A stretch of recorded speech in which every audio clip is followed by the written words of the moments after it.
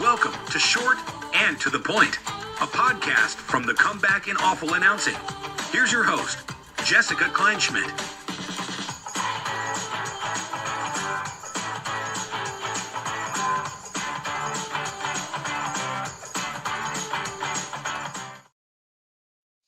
Hi, friends. Jessica Kleinschmidt here with Short and to the Point on Awful Announcing and the Comeback. We finished the All-Star break. Here's the thing. Don't call it All-Star Week. I got 12 hours off, if I was lucky, throughout this break you speak of. First half came and went. It was a lot. It was very up and down. If you follow the Oakland A's, you will understand why.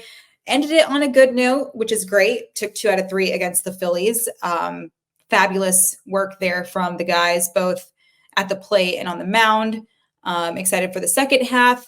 And with that said, the trade deadline is upon us, which means rumors are a-flying, whether it's here in the Oakland A's organization, the Pirates, of course, the AL East has been topped with power, and that's been a fun division to watch. And don't ignore anything happening on the West Coast. If the Padres possess the name of AJ Preller, moves will be made. The Seattle Mariners have Jerry DiPoto, always an interesting factor. So the person I had to bring on today was FanSided's Robert Murray. He's the MLB insider over there and a good friend of mine, a good friend of the show, second time here. And I asked him about the rumors flying with this upcoming trade deadline at the end of the month. So here's my chat with Robert. Well, Robert's here, and I'm glad you are because it is very much indeed good for your brand. You're a repeat guest, and I appreciate you stopping by Short and to the Point, my friend. How are you? I am lovely. It's even better to be here for a second time. I'm honored to be invited back. And how are you? I'm good. We're at the middle of the season. And you know what's weird, Robert, is like I'm more involved in baseball than I ever have been. And so you get to kind of put your finger on the pulse of what's going on. And the pulse is a little damp, if you will. And we'll talk a little bit about the trade deadline coming up. But with that note, 2024 has been an interesting season. If you were to define the 2024 season, covering it, how would you define it? It's been unique in a way, I would say, just because actually it's not unique because baseball is so unpredictable. And that's basically what's ended up happening again this year. I mean, you look at, obviously the American League East, that's been a very talented division. And then you look elsewhere. I don't think anyone necessarily saw the Cleveland Guardians being this good. I don't think anybody saw the Cubs being this bad, and especially the Brewers being this good after losing Counsell and Corbin Burns. The Dodgers are absolute forces. I mean, there's so many different teams here who have either overexceeded expectations or they've underexceeded, and it's created a pretty wild,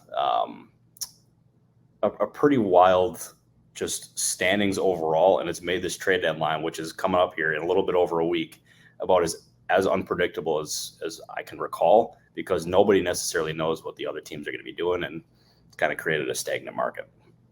And let's talk about the Guardians because, right out of the gate, the A's had a lot of exposure to them, very familiar with Stephen Vogt. We're also familiar with Stephen Kwan. He's an Oakland guy, and that guy's just been sensational at the plate. A lot of unsung heroes, the Naylor brothers, of course, Fry.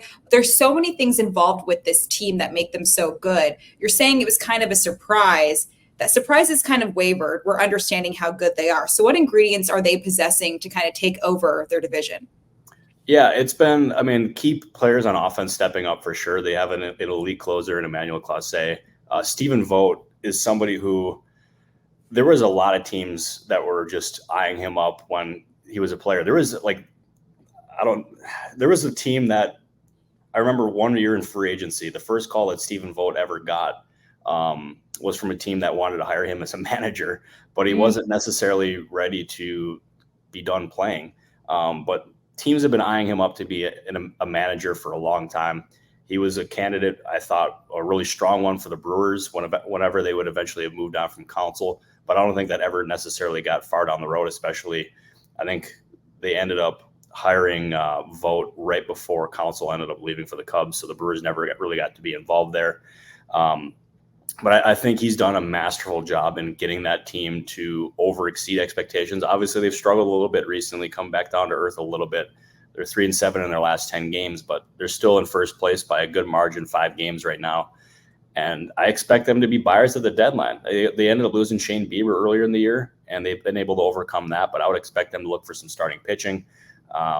And once they're able to do that, I think with the way that they can also develop pitching and maximize it, they could be in position to really make some noise come the postseason time. And we're still a ways away from that, but they look like a team that's for real right now.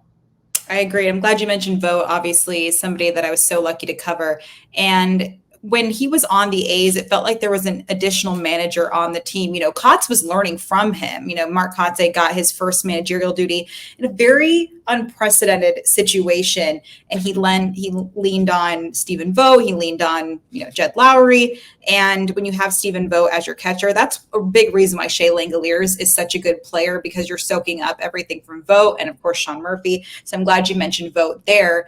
And yeah, going up against them, it's always a joke. Josh Naylor's always going to hit one out. Oh, and you're done with him. It's Bo's turn. And the other Naylor brother is in the A's organization, also hitting some bombs as well. So let's talk about these All-Star festivities. You went once again.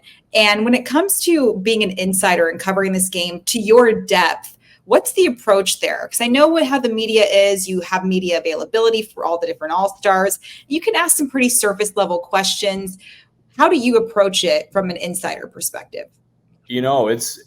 It's evolved over the years that I've gone. I remember when I first went, I would try to be like where all the other reporters were. And I'd just be in the big groups. And now I kind of approach it where obviously I got to be in those big groups, especially on media day, but there's so many different networking opportunities because there's a bunch of agents that are around, and players at this point, they're starting to like actually know who I am. So whenever I can go up to a player and I can introduce myself, say, hey, I'm Robert Murray, be like, oh, we know you, like you're the guy that breaks the news. And that's instantly it opens up a level of trust. And I think that's been really cool. I've been able to hold a lot more one-on-one conversations, been able to relate to a lot of different players on a more personal level.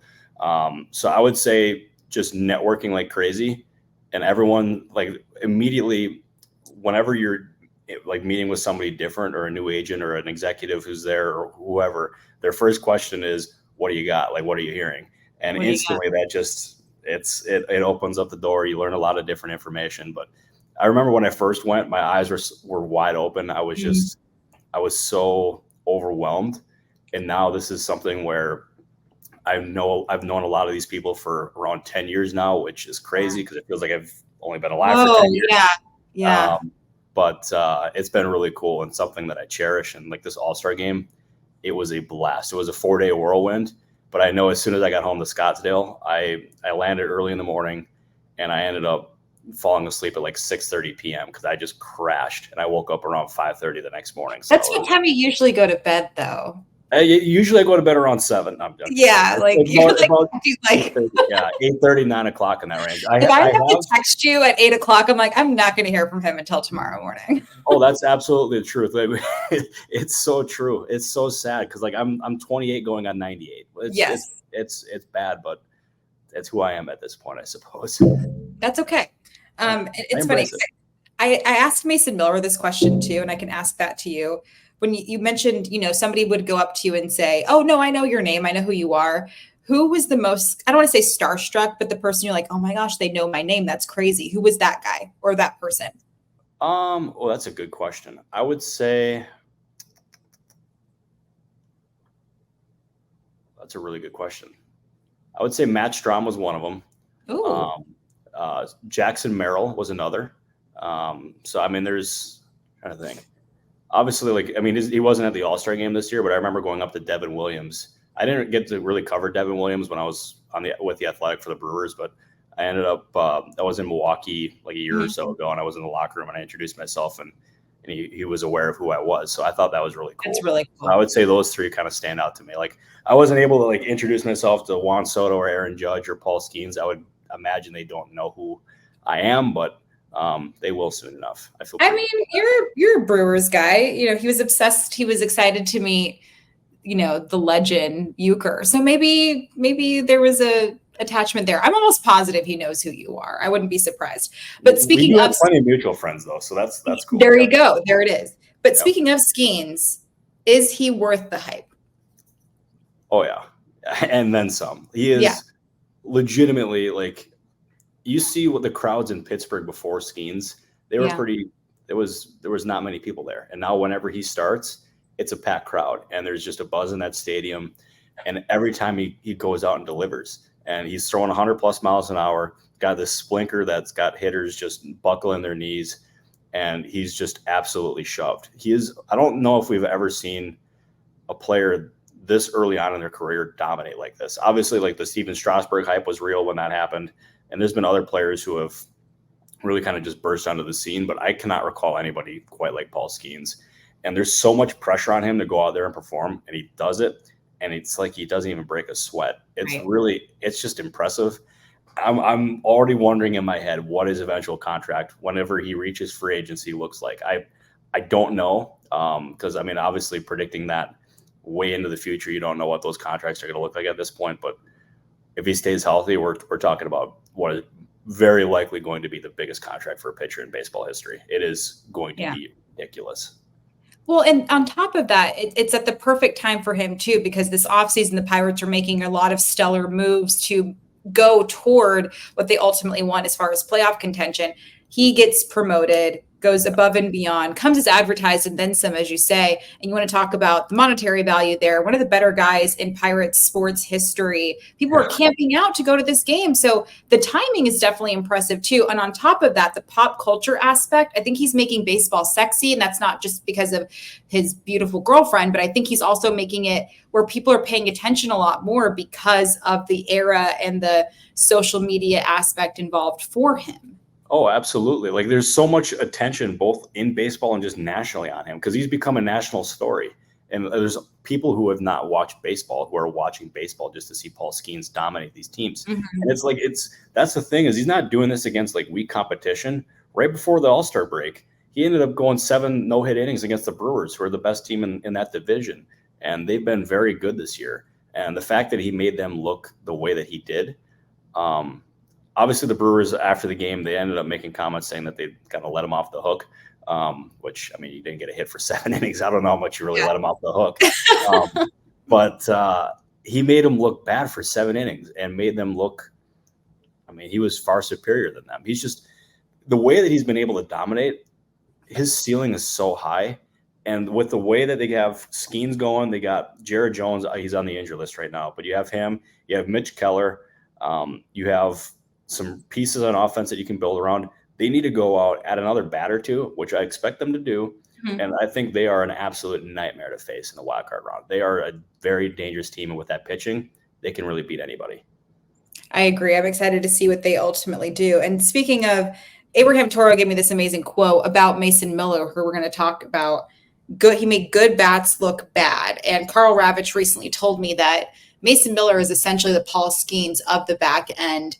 And you can flip that too. And we're going to see maybe Mason will eventually get that starter position once again. Before we talk about the Mason Miller trade possibilities, what was it like watching 103.6 out of the hand of Mason Miller at the All-Star game? Ridiculous. Yeah, like the fact that he can throw that hard and that consistently is just insane. Then you talk to him afterwards, and he's like a gentle giant. He is. He's a very nice dude. And I kind of like, I didn't know necessarily what to expect because I had never talked to him beforehand. But it was brief and it was in a group setting, but he could not have been nicer. And I think you even used the word before the show here that he's just genuine. He's just a good dude. Yeah, I'm a big fan of his. And the way that he ended up, the way he's performed the first half of the year, he's looks like the best closer in baseball. And I don't need to add the word arguably, because he has been the best closer in baseball. He's dominated. He's overpowered hitters. He's overpowered some of the best hitters in baseball. And there's talk of him wanting to go back to the rotation. I really like him in this role now because he's dominant. Like, he's awesome. I understand why he'd want to go back to the rotation because there's more money, there's more opportunities there. But he's a dominant closer. And to me, if it ain't broke, don't fix it. So I'm hoping that he stays in the closer role because he's been awesome. And I think that could be another timing situation too. If he continues on this, we see the monetary value that like Josh Hader has, and you can start that role as well. they're not going to be out of the talks for Cy Young appreciation coming up. Obviously, it depends on what division you're in. But yeah, I spoke to him. He was actually on the show. You can follow it on A's Total Access. You can get that wherever you get your podcasts. But I had him on the show after he returned from the All-Star Game. And I asked him, what's 103.6 feel like coming out of your hand? And he said, I'm not going to be cocky. And I'm not just saying that, but he's literally not a cocky person. He's very grounded because of all the adversity he's dealt with. He's like, it's another day for me. It's what I know. But it was a goal for him to throw harder than Aroldis Chapman in that. I think it was one of those things, the hardest since 96, since they measured such numbers. So good for him. Either way, he's a guy that you're going to want to root for because the numbers aside, like you said, the makeup is fantastic. I want to talk about the trade market a little bit with him, though, because, I don't think he's going to be moved. And I think you can agree with me with that. But what is the interest on Mason Miller? Yeah, I don't expect him to be moved at all. I fully anticipate there's going to be plenty of teams who check in on him because we're talking about a closer who is 25 years old. He's been awesome this year. His future looks incredibly bright, but he's also signed for 5 more years, and he's going to be signed pretty cheap. So, it makes him just an incredibly valuable asset. And I fully anticipate teams will check in, trying to see if they can get a bargain, but they're not going to get a bargain because you look at him, he's a piece that the A's can build around. He's something that gets fans excited when they eventually move to Sacramento. I just don't anticipate teams being willing to meet the A's asking price, which is surely going to be just astronomically high. That being said, though, there is plenty of logic for the A's to trade Mason Miller because they are not close to contending whatsoever. And we're talking about a guy who's in a closer role. And that's not a player. If you're a non-contending team, you really don't need a dominant closer. And if you traded Mason Miller, you could get an absolute haul in return for him. And they can give you pieces to build around, whether it's in the offense or it's starting pitching or whatever it is. Maybe it's both. Who knows? He's that valuable of an asset. And that can really end up setting up their next era of A's baseball, whether it's in Sacramento, Las Vegas, or wherever that may be.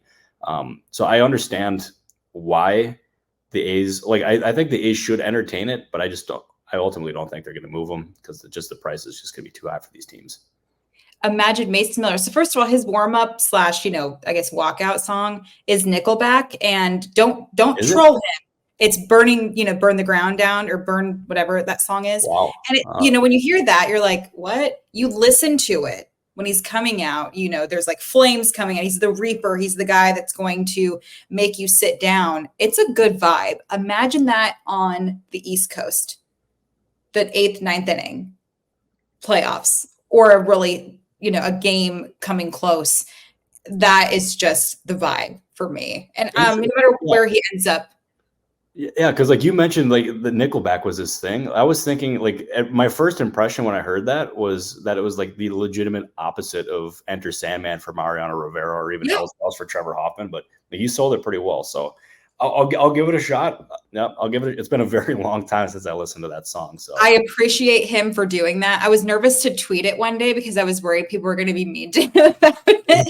But it's also one of those things. Nickelback isn't bad. Melanie's been on the show. We've talked about it before. We're both on the record saying Nickelback isn't bad. Everybody's just a sheep. They want to go along with it. This is also a very great song. And you know how the closer gets their own display on the Jumbotron, the big screen. He's got flames going, and anything that he does, it doesn't matter what the music is set to, it's going to be electric. So that's what I have to say about that. No, I love how you back him up and make sure he doesn't get picked on. That's we love that. That's why you're the best, Jess. I'm a Mason Miller lifer from here on out.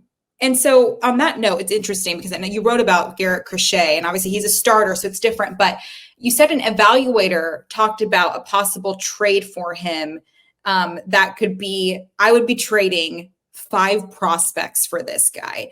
And so when it comes to this, did that surprise you about a possible haul? This isn't going to actually happen. It's more like this is what could happen, what he deserves. Huge seller, the White Sox. So when it comes to Crochet, did that surprise you at all? That could be a haul for him? It's it caught me off guard because he texted, we were texting about a totally different thing, and all of a sudden he said also saw Crochet the other day. It was awesome, and if I was the lead man, he would he would trade 5 prospects for him. And it was a pretty bold statement because I've known this guy for quite a bit and I've never heard him say that. And he's not going to say outlandish things like that. No, he's usually very like calm, cool, and collected. And I thought that was pretty damn telling. And then even at the All-Star game, I was talking to different players. I was talking to even agents who represent other players, obviously, and they all mentioned just how dominant and like how good he is in person. Like even last night, I got dinner with somebody, and he's got a player that's faced Garrett Crochet, and was like, that's some of the best pure stuff that he's faced the entire season. Like the hype around him is absolutely real. There's players, there's evaluators, there's everybody who just raves about him, and the sky is a limit for him. I expect him to get traded. I don't know where, and there's some concerns just because he's already at the point now where he's thrown way more innings this year than he had in his previous 4 years combined, which that's kind of a risk. You don't necessarily know how his innings are going to come this year, whether it's in the rotation or the bullpen, but he signed for 2 more years. So you're going to get at least 2 full seasons of him in the rotation. So I don't know what the haul will look like, but I fully anticipate that he's going to get traded. And with him on that same team, like what's the deal with Luis Robert? Is that going to be a scenario as well? I think Crochet is more likely to go, but I think Luis Robert is probably going to end up getting traded as well. He is going to end up being probably the best hitter moved, is my guess. I think the team like the Phillies make sense. The Dodgers make sense too. I thought the Braves did, but I don't see them trading the prospects for him. I mean, I think that fits more on paper than it is reality. But I anticipate the White Sox are going to get a lot of interest in Robert. I expect him. I think it's more likely than not that he's moved. But I think in the end, what they're going to want for both Crochet and Robert is to get maximum value in trade packages, which means probably trading them separately rather than in the same deal. I know there's been some buzz about trading them together, but maybe that's a scenario, but I don't think it's a likely one at all. I think they would be more valuable traded on their own, right? Yeah, for sure. Where they're able to get, just 2 big hauls in return. And they're both controllable and both contracts are relatively cheap considering the production. Obviously there's injury concerns, but the talent, you can't deny that at all. Yeah, it'll be interesting to see what happens there. You did mention the best hitter moved. The best hitter on the trade block, in my opinion, very biased, Brent Rooker. We talked about him a little bit. You said this whole Phillies scenario might be a little overhyped, but if that were the case, I was writing this storyline during the broadcast because luckily this report was out there, so I was able to run with it. Brent, we head into the All-Star break. Brent hits 3 home runs in 4 games against the Phillies. And we had the 8-homer game in franchise history for the A's. And then you picture this bat in that Phillies lineup. And, Brent's not just hitting home runs, he's hitting for average. He's doing amazing with that 2-strike approach. So tell me a little bit about what's going on with these rumors for Brent Rooker. Yeah, like there's plenty of interest in him. He's another guy who's controllable. He signed for cheap. His production has been awesome. He's been one of the most under the radar ads for the A's, even at the time when they added him. And he's been nothing but awesome ever since. And if you end up looking at his production, his controllability, it makes him extremely valuable to any team that's looking for outfield help. And there's plenty of those kind of teams. Like the Phillies we mentioned, I still think those rumors are kind of overblown. The Pirates are absolutely in the market for an outfielder. The Dodgers are in the market for an outfielder. There's a lot of these different teams who are looking for outfield help and for offensive reinforcement. So you even look at the Seattle Mariners. They could use some more offensive help. I'm not saying that the Mariners are interested in Brent Rooker. But it is Jerry Dipoto. And Jerry Dipoto is not afraid of doing anything. But I don't know if the A's would trade him in the division. But my guess is that I think before I said that Luis Robert is probably the best hitter that is going to be moved. Like Rooker, he's got a shot, but I don't think he's going to be moved. No, I don't think he's going to be moved either. And like something that you mentioned pre-show that I thought made sense was that it made a lot of sense actually, was that they got to have pieces to market in Sacramento, and Mason Miller and Brent Rooker are 2 pretty good pieces to market. So I think I think that's something that they absolutely should have in mind. They probably do have in mind. And I think they would have to just be absolutely blown away for both players to even really consider a move. Yeah, if like a firstborn is involved, somebody's firstborn, I could see them exploring that. Yeah, with a secondborn to be named later. Yeah, I think secondborn to be named later will be interesting. And I'm right there with you. I'm excited to see it. And honestly, good for them. I think it's also good to see how much these guys are worth heading into this first year in Sacramento, because that's just going to be super interesting as far as that goes. And you mentioned the outfield help. I will say I've probably seen Brent play the outfield a handful of times. And this kind of is a perfect segue for Jazz Chisholm talk, because, we reported that there's interest in him, but he would move back to second base. He just recently played back at second, first time since like 2022. Was that a scenario for the lineup, or was it more of a showcase to show he could play second base? Because that could have been a scenario of seeing Rooker back in the outfield. He's been a DH hardcore pretty much the majority of the season. So if I do see a roster move or a lineup move and he's playing in the outfield more, A, does that mean it's being showcased? And B, is that the same scenario for Jazz Chisholm? Yeah. I guess when I mentioned that about Rooker, I should have probably said hitter rather than outfield, because as you said, he's a DH kind of guy. But we love no offense, Brent, but Yeah, a lot of offense. What you are. Yeah. When you say no offense, there's always like a little bit. Yeah, but no offense, a lot of offense. Oh, absolutely. But Jazz Chisholm, like the Marlins have said that this was not a showcase. This is absolutely a showcase. You got to call it like you see it. Because I remember it was a few days before the move was actually like done, and I had heard there was some teams that were poking around with people close to Jazz that wanted to see him at second base, and they ended up expressing those same things to the Marlins. And now we're seeing Jazz Chisholm at second base. That is not a coincidence whatsoever. This is absolutely a showcase. And if you immediately look at teams like the New York Yankees, the Seattle Mariners, there's been connections to the Pirates. There's plenty of teams that are going to be in the market for a guy like Jazz Chisholm, and I would be stunned if he's not moved. And this is absolutely a showcase. Call it like you see it. It's a showcase. Anyone saying otherwise, they're just lying to you. And I fully anticipate him getting moved, and he'll be playing elsewhere.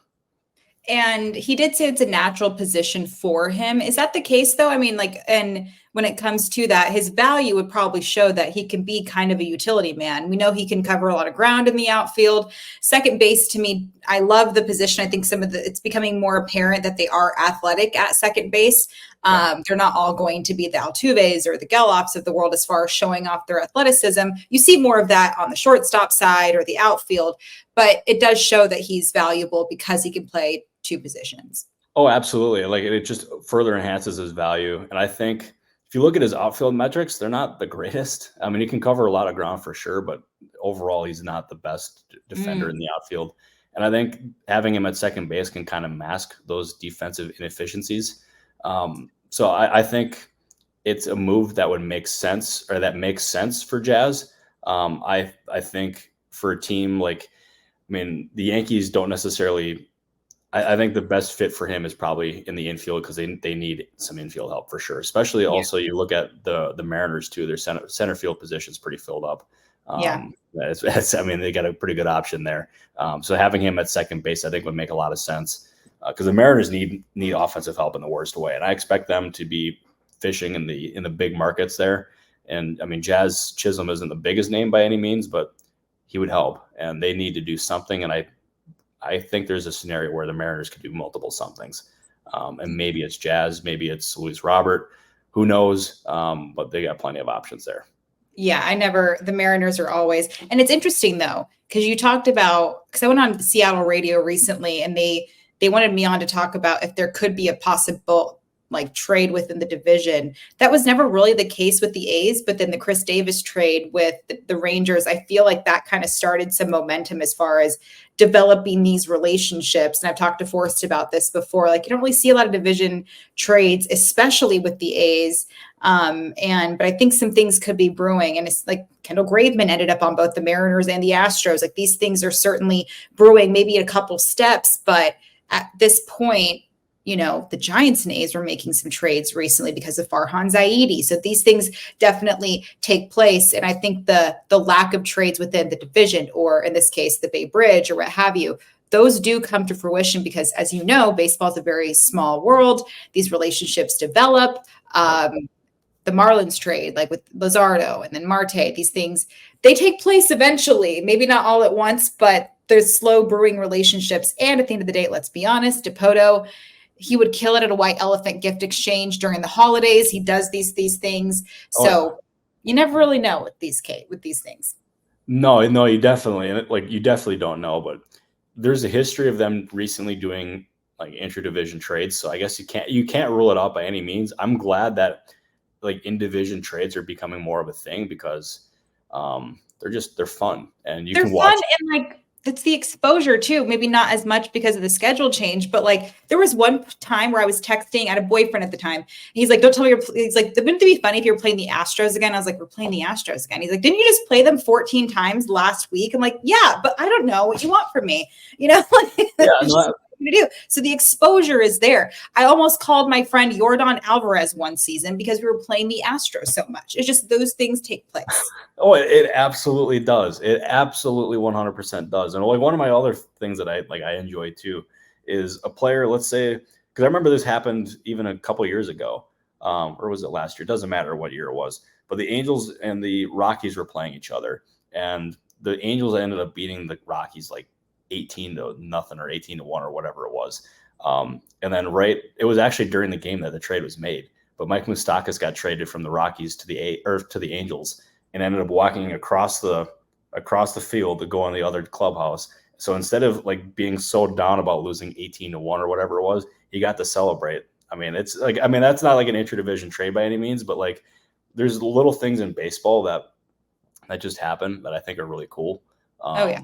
And I can confidently say the trade deadline season is, it's getting close. It's not necessarily heating up yet in terms of like deals being imminent, but yeah, the market is definitely starting to churn a little bit more. So well, and at this point, so we're recording this on Monday, July 22nd. It'll come out on the 24th. And I hear it a lot. Like if we expect to have a chaotic trade deadline, some of these trades would have happened by now. Is that the case? In years past, maybe, but this year, no, because there's so many teams that are bunched up in the standings that it makes it hard to just make moves. Yeah. The terms that I've heard today have been standstill or not moving yet, or just something along those lines. So I think we're probably going to we're going to see some deals that happen this week for sure. But the majority of the action isn't going to come until like the weekend, or even until like Monday or Tuesday. It's just these teams are so bunched up that you can't really, you can't make moves yet because you don't necessarily know where you're going to be at in 4 or 5 days, because it's such a weird spot for these teams to be in, but it's just the reality. Well, and on that note, I'm going to ask you about the San Francisco Giants, because Farhan Zaidi was very open about with the skid that the Giants are dealing with. And these come in clumps of like 5-6 games. Yeah. All the monetary value, the money they put in, a lot of the snafus, we know what occurred with, Judge and Correa, and the money they put in to this team, Soler, just to name a few. And for these skids to take place, he said, with the rate that this team is going, we might have to sell some of these younger names. And he was very honest about that. So what are you hearing from there, and how frustrating do you think that front office is feeling at the moment? They should feel very frustrated, and they got to be feeling a lot of pressure, because if you look at it right now, I want to make sure I have this right. As of Monday, they are 48-52, and they are 11 games back in that division. They're decently far out of a wild card spot right now, and they invested a lot of different money into this roster in the offseason. They obviously signed Jorge Soler to a multi-year deal. They got Blake Snell. They got Matt Chapman.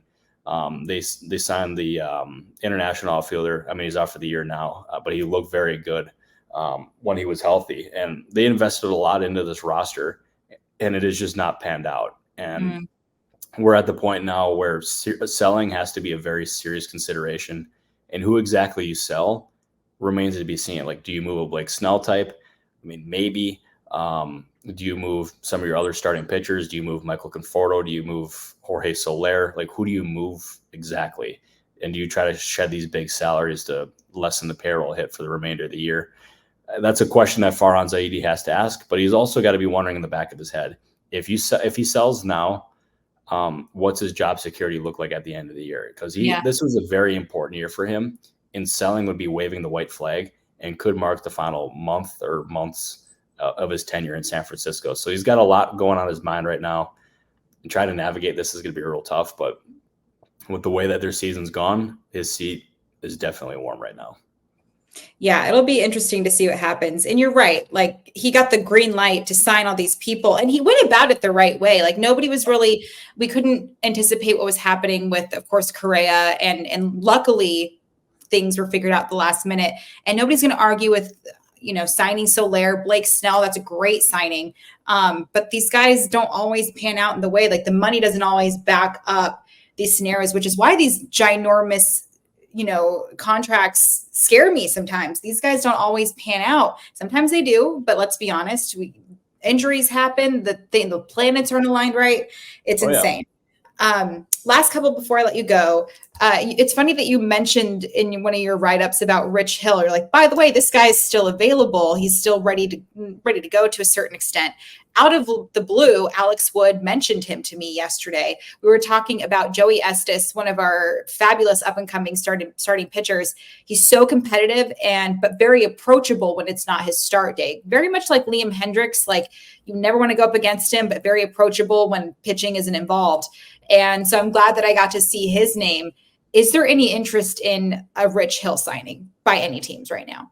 Rich Hill is drawing interest, but I was told as of that writing that nothing was imminent and that there was really no indication on when he would sign. He had previously told a reporter, can't remember which one, that he was open to he wanted to go back to the Dodgers and play there this year. And I mean, I can't really blame him, because I mean, they look like a team that's destined to make a deep postseason run. Yeah. So I don't know if the Dodgers are involved, but there are teams that have poked around about Rich Hill. I just don't think anything is close, but it's cool to have, it's cool for it to be the year 2024. And we're still getting rumors about Dick Mountain. I mean, I love it.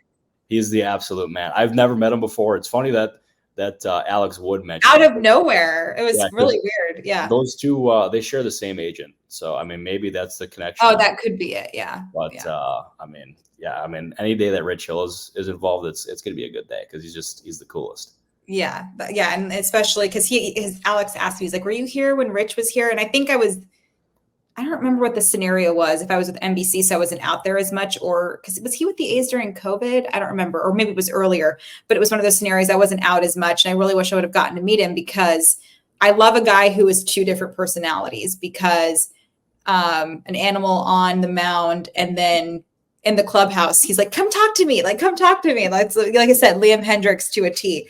I think the one you mentioned, the AL East earlier, the one team I'm the most curious about is the Baltimore Orioles, because of all their success. I know there was some interest in Mason Miller, and rightfully so. Very impressive. If they could have more people be selected to the All-Star team, they would have. It's the young core. They don't have to worry about developing these guys anymore. I talked to Brandon Hyde about that. They can set all these starting lineups up for success. A lot of that young talent, and still some really promising pieces in their farm system. What are you hearing out of the Orioles organization?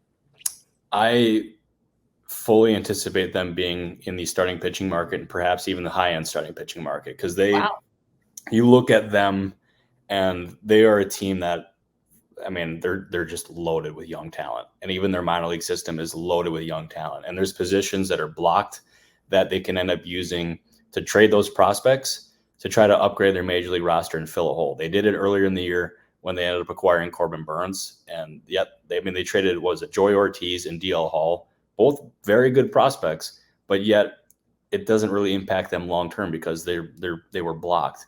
And they still have pieces to trade for another impact starter now. They can go after an impact reliever if they wanted. I think they could really go after both, because they're one of their late inning options is Craig Kimbrell. And we saw what ended up happening last year in the postseason, where he was a big reason why the Phillies didn't end up making the World Series. because his struggles. I mean, it blew some games in the NLCS against the Arizona Diamondbacks. So I think the Orioles got to be really mindful of that. So adding a high-end starter and also a high leverage reliever, I think, is going to end up being some of their priorities. And it wouldn't surprise me if they got both, but I fully expect them to get at least one of those. So we'll see. Yeah, they're my most impressed by. I'm very impressed by what they've been able to do this season.